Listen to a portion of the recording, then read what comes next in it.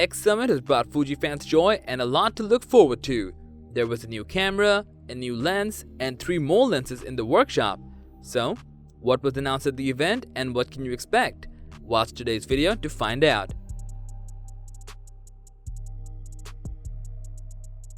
The theme of the event was speed and power. From the theme alone, you can expect new processors and sensors, and Fujifilm delivered. First, they introduced the 5th generation X-Tron sensor called the X-Tron CMOS 5HS. It comes with 5 stacked layers, and Fujifilm claims that it's 4 times faster than a BCI CMOS sensor. The future of cameras lies in stacked sensors, and the new release proves that once again. So the question is, what are you getting with this new sensor?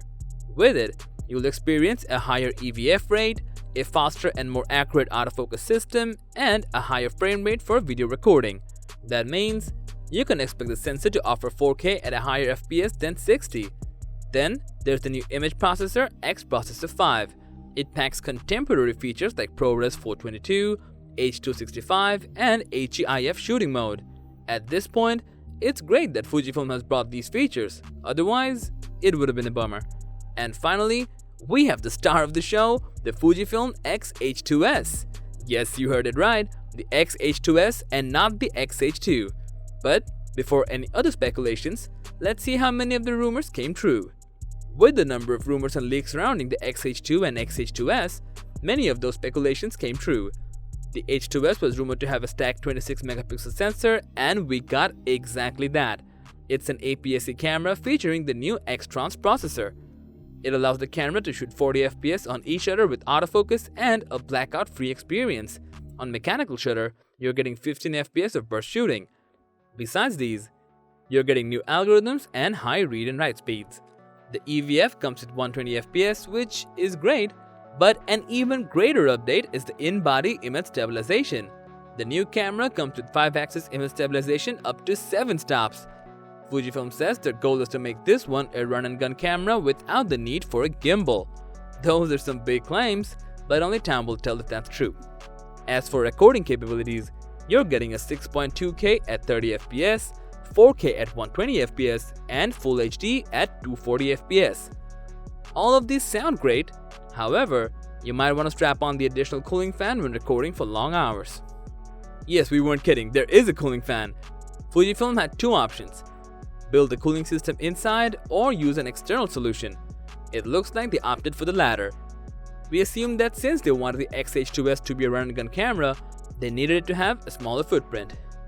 Going back to recording, the X-H2S comes with F-Log 2, making it the first of its kind. Aside from that, it will also have a new Gamma mode which offers 14 stops dynamic range. During the event, Fujifilm said what the H in H2S stands for. It represents heavy duty. In other words, the new camera has a weather-resistant body with sealing on every side. Moving on from cameras, Fujifilm also introduced 2 new lenses. One is the X5 150-600mm, a superb telephoto lens, and the other is the XF 18-120mm zoom lens. The super telephoto lens packs an internal zoom and focusing design and weighs just 1605 grams. Moreover, the zoom lens has a weather-resistant design but an aperture of f4, not the fastest lens out there. However, it uses an optically parfocal design, meaning your subject stays in place when you zoom in or out.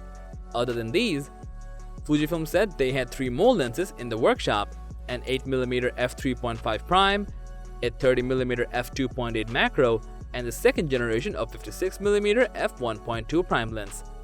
In the end, Fujifilm announced a new sensor titled the X-Tron CMOS 5HR. We believe this new sensor will be in the bigger brother of X-H2S, the X-H2. Fujifilm promises that the 5HR sensor will deliver ultra-high image qualities. That was all the gifts and news Fujifilm had for us. While fans expected both the X-H2 and H2S to arrive at the same time, it seems like the higher-end model will be announced at the 2nd X Summit in September 2022. So far, it seems that X-H2S packs fantastic upgrades over the X-T4, but how it translates to performance is the bigger question, especially against Canon's new R7 and R10. That was all about the recent X Summit announcements.